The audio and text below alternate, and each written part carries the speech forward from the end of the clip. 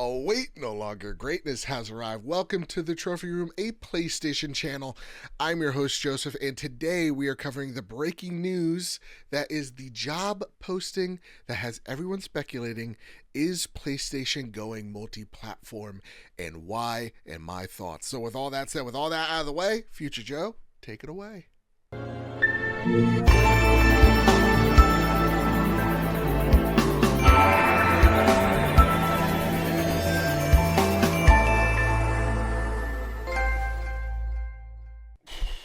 All right, y'all. Y'all made me do it. Y'all made me break my YouTube retirement for this moment, and that is this job application out of PlayStation that is looking for a strategist to bring their games to multiple platforms.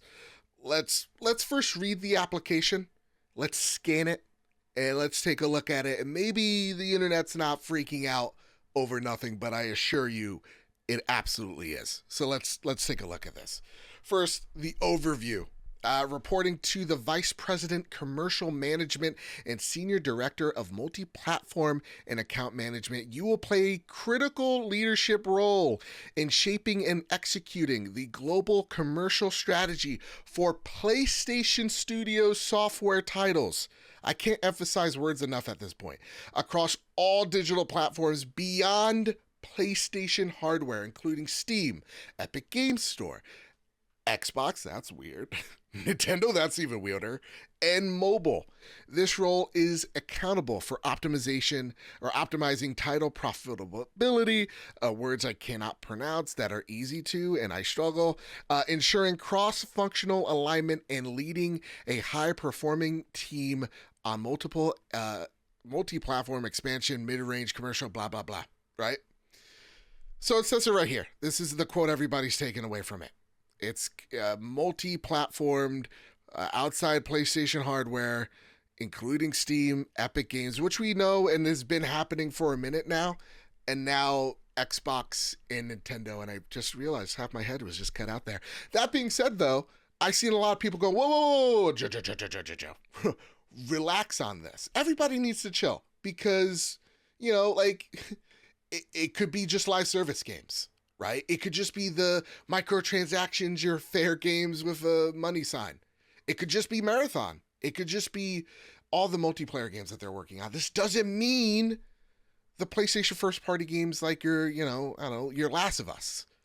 No, that's not what you didn't read. PlayStation Studios. That means the PlayStation first party umbrella, your Naughty Dogs, your Santa Monica, your Ben Studios, right? I mean, it's all of it. And when you go and you scroll here, there is nothing here that says only exclusively live service games. There is nowhere that says, hey, microtransactions. Nothing. What is it saying? Partner with marketing, product, and global publishing teams to develop and execute cohesive launch plans and lifecycle strategy for multi-platform titles. It does not mean live service. It means the whole kit and caboodle here, guys. That's what they're trying to say here. This has nothing to do, again, we're going down, nothing here that says, hey, live service. No, this means PlayStation Studios, as per the overview where it says, execute global strategy for PlayStation Studios. So let's deflate the cope, okay? PlayStation is following the footsteps that we've seen Xbox take, right? We just saw it this year. It was just reported Forza Horizon 5 is the top-selling, quote-unquote, new game on PlayStation. Forza Horizon, right? A 3-4-year-old game on PlayStation for the first time ever. Microsoft published 3 million units so far in just 2 months of it coming out on PlayStation. That is huge. Absolutely bonkers. So what's my takeaway from this? Yeah, this is happening. Actually, let's put this back up here. Let's switch from Matt Piscatella's point. right? Where he's talking to folks that are kind of trying to disagree with him. And Matt Piscatella, he's a research analyst from Circana, formerly MPD Group, and he studies the sales and the behaviors of video games and how that correlates to the corporate heads, but then also tries to his best to kind of explain it to us laymen. So, he goes, excellent feedback. For all those PC buyers of Helldivers 2 or Marvel Spider-Man didn't just buy a PlayStation instead. All those PlayStation players that bought Forza Horizon 5 didn't go get an Xbox. And all the players that bought MLB The Show didn't go and buy a PlayStation instead. He goes off to say here that the thing that's changing is not that exclusives aren't important. They still are. And they obviously still are, because PlayStation, for the most part, hasn't released the day and date strategy with, you know, their PlayStation Studio launches. It's that the importance has been minimized. That the most important thing for games and the customers that play them is trying to reach them where they are. Where new gamers are coming in and they have less money than ever, they have less time than ever, and you're trying to go, hey, turn off TikTok for a second, go play Horizon, is a big problem. Look, I was just watching Fantastic Four, and there's so many people still on their phones on opening night. It was super annoying. It's dealing with and trying to get people's attention away from the 15 seconds and onto something that's bigger and broader and more grandiose. And this isn't something that's new. PlayStation has said this year in, year out, that they've been looking at ideas of how to grow their brand. This comes from Genki over at X. He says, President Heroki Tutoki says he wants to go aggressive in improving PlayStation's margins by growing first party with multi-platform. In the past, and this is the quote, in the past, we wanted to popularize consoles and first-party titles to maintain purpose was to make the console popular. It is true, but there is a synergy to it. So if you have a strong first-party content, not only our console, but other platforms like computers, first-party can grow with multi-platform. And that can help operating and profit to improve. So that is another one we want to proactively work on.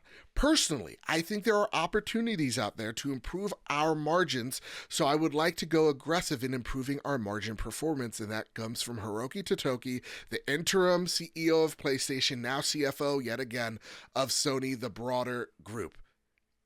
What Heroki Tutoki is saying here, gang, is there's not enough of us that go out there and buy these games. It's a problem, and something we've been echoing on the Trophy Room podcast that we stress so much on, but get so overlooked by all these dumb console warriors that are these armchair analysts that'll post, you know, paragraphs of cope to their audiences that are just so attention starved. It's this idea that, yeah, no, like, exclusives, again, are important, but Spider-Man 2 actually the best example of this. Spider-Man 2 sold 13 million units in the first 2 or 3 months, and it was the fastest selling game for PlayStation at that time, but it needed to sell 9 million units just to break even. The problem is that games are becoming more and more expensive to make, and the margins of profit are shrinking and shrinking. So where do you go out and find new consumers when they're not going out and buying your games, not like they used to, but you hit the ceiling of which how many people are interested in buying that game at launch? You have to go elsewhere. That's why PlayStation has gone elsewhere for PC and have seen success, so much so that, remember, back in the day, it was like, oh, these are games that are like years old. Now you have the full PlayStation 4 lineup, the golden age of PlayStation, being able to be played on PC. Now you're getting to see that day and date window is starting to or timed exclusivity starting to shrink. Spider-Man, a great example, goes to PC just a little over a year of being launched on PS5. And one thing that I forgot to mention in this long rant that I wanted to add here is Helldivers 2's success, a game that launched day and date on PC and PlayStation 5, and in less than a month became PlayStation's fastest selling game ever, being priced at $39.99, a mid-range game that had an ounce of a budget of Insomniac and SpiderMan 2, becoming one of PlayStation's most valuable IPs overnight. Goddamn, I stutter. There's no way that a C-suite exec did not get influenced by that in the slightest. They absolutely have. Stellar Blade, a second party studio, works on that game. It gets published by PlayStation, and usually PlayStation would let go of the IP and let them find another publisher to go publish on PC, like they did with their smaller titles with Bandai Namco, with Patapon and Hot Shots Golf that just released on Nintendo Switch. Well, Hot Shots in a few weeks, but nonetheless, Patapon you can play on Switch and PC and PlayStation, right? Now they're saying, you know what? PC is so important to us, we are going to actually put it in our state of plays that Stellar Blade is being published by us on PC. We're making it easier for our hardware to interact with PC. That's how important it is that we go beyond the console. And their only struggle is, how do we do that without, minimizing the importance of me, the PlayStation gamer? And so I want to go to a post, a quote from Phil Spencer, a man that changes his opinions as much as Satya changes his mind about how he feels about Xbox that day, because I think this is really the underlying problem here. Or not even problem, the reality of the situation. So let's take it away. It out there. I see commentary that if you just build great games, everything would turn around. It's just not true that if we go off and build great games, all of a sudden you're going to see console share shift in some dramatic way. Okay, so I'll add sound at post, but what Phil Spencer is saying is true, right? Great games aren't just going to make the platform more popular. More better games aren't the thing that's going to drive me, the PlayStation gamer, to go simply out and buy an Xbox. In fact, I've put over 600 hours of Sea of Thieves on Xbox. I've put over 100 hours of Halo Infinite on my Xbox. I've put hundreds upon thousands of hours at this point in Gears of War. I sold my Xbox like 2 years ago. I have no use for it because other than those 3 games, I don't feel the need or the gravitational pull to go out there and buy an Xbox. But for something like Forza Horizon, a game that I spent a handful of hours in on my Xbox before selling it, I've played close to 40 of it on my PS5. There's truth in that. Speaking of, yes, I know as a PlayStation fan, I can go out and buy a PC and my games are going to look better. But my library is not coming with me, so I'm not selling my PlayStation.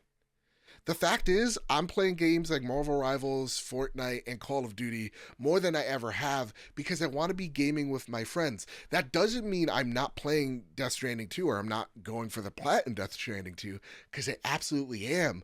But I'm gravitating towards games where my friends are because that social element is so important to me, just like it is on so much of the youth. So, yes, is PlayStation going multi-platform? Yes. Is it going to be day and date what you think it is going to be? Like the next Horizon is going to be day and date on Xbox? Probably not. Does that mean every single PlayStation game is coming to Xbox? No, but don't count it out. That's literally what the job of this strategist is to find out what games make sense. And is your PlayStation devalued because you can play your games theoretically somewhere else? Well, truly, that's for you to decide, but for me, it's not.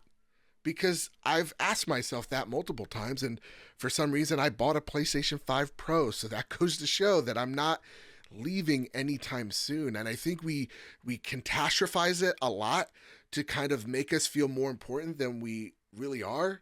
And I think I'll end it with this. Though anecdotal as it may be, I work with a lot of Gen Zers, unfortunately.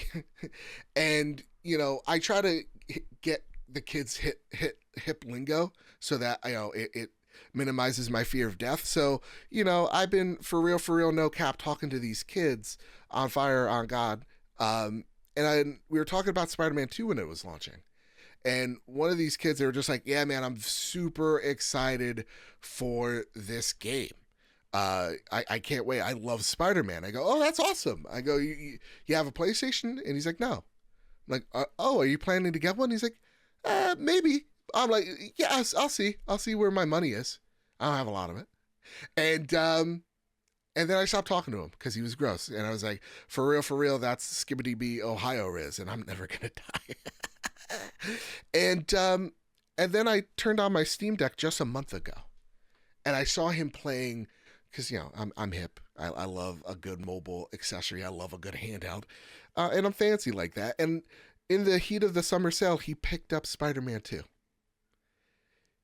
He didn't go out there and buy a PlayStation. He just waited. Not even because he knew it was coming to PC. He really didn't. I think we always get lost in the sauce of how interconnected we are with gaming news that we often forget the people that just play games, absorb them, and go, oh, look at that Spider-Man 2 on Steam. Steam Summer Sale. All right, I'll go out there, I'll double dip. And we kind of forget that we are, at the end of the day, a very hyper minority of gamers that are so tuned in, where most people are just not. So, with all that said, with all that out of the way, is there anything to worry about the future of the PlayStation brand? No, you're fine. It's good. Things change. Games change. And that's awesome that they do. And yes, there is existential problems with games. Games are becoming more expensive. There is way too much competition out in the field. Constantly, games are being overlooked. There's a huge problem with indie games not getting the spotlight, or discoverability being just detrimental to a game's success, where they're constantly being overlooked. That's true problems that we're having, right? Equity inequality within games is a problem. Where you can play them isn't. So yes, this is a PlayStation show, and we do host The Trophy Room, a PlayStation podcast made by the players for the players. And let's underline that, for the players.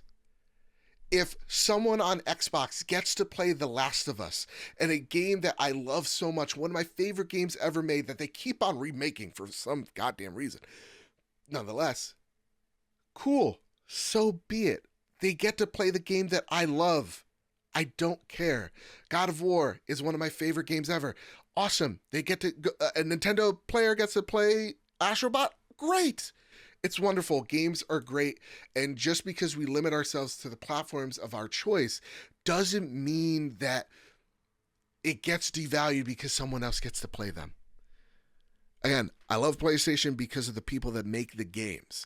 I'm not a corporate apologist. I don't give a shit about Heroki Tutoki. Herman Hulst doesn't care about me. Phil Spencer isn't my friend, right? These are people that are just out to get more profit for their bosses because their bosses need to feed AI. That's really what it comes down to at the end of the day. So at the end of the day, everybody, enjoy your games. I love y'all. Breathe in, breathe out. It's going to be all right, okay? With all that said, with all that out of the way, everybody, love y'all. If you love this video, please hit like, share, subscribe. Literally, this is just a thought experiment. There was no script here. So if you want to see more content like that, please hit like, share, subscribe. Let me know what you guys think in the comments of what's happening here. Am I off base? Am I ugly, stupid? Probably all of the above. Let me know. Do you agree? Maybe you think I'm pretty. Well, thanks. Everybody, I love y'all. I want to know what you think. I legitimately comment back on any comment that's constructive. So with all that said, with all that out of the way, everybody keep your wits about you. Keep hunting and keep playing PlayStation. Or, at this point, whatever the fuck you want.